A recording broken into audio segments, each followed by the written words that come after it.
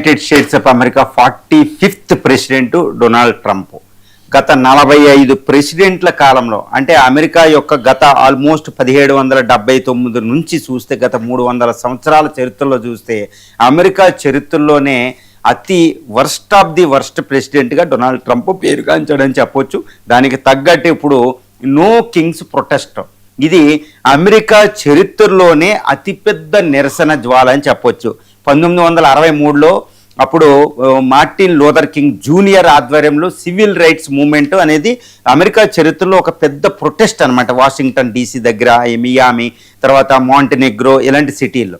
దాని తర్వాత జరిగింది 1969లో వియత్నాం వారికి ఎగ్నెస్ట్గా జరిగిన ప్రొటెస్ట్.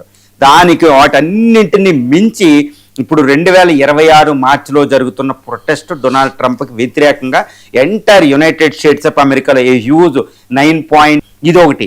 తర్వాత దీంతో పాటు అక్రాస్ ది గ్లోబ్లో అమెరికన్స్ ప్రొటెస్ట్లో పాల్గొనడం అనేది కూడా ప్రధానంగా చెప్పుకోవచ్చు. ఇది ఎందుకు జరుగుతుందంటే అమెరికన్ ప్రెసిడెంట్ మాకు వద్దు బాబు అన్నట్టు జరుగుతుంది. నో కింగ్స్, ఈయన ఒక కింగ్గా ఒక అనార్కీ అనేది ఒకటి క్రియేట్ చేశాడు. ముఖ్యంగా వాళ్ళ ఆరోపణలు ఏంటంటే, కొన్ని ఆరోపణలు ఏంటంటే ఆయన ఇమిగ్రేషన్ లాస్ అనేది ఒకటి, తర్వాత రెండోది ఏంటంటే ట్రంప్ టారిఫ్స్ అనేది ఒకటి, ఇక మూడోది ట్రంప్ యుద్ధాలు, ముఖ్యంగా ఇరాన్ యుద్ధం. ఇప్పుడు ప్రస్తుతం జరుగుతున్న ఇరాన్ యుద్ధం మంచిది కాదు అనేది అమెరికన్సే ఈ ప్రొటెస్ట్ నిర్వహిస్తున్నారన్నమాట.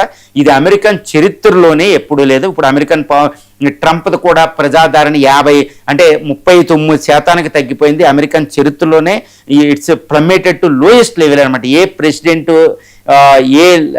ఎగ్జిస్టింగ్ ఏ ప్రెసిడెంట్ కూడా ఇంత లోయెస్ట్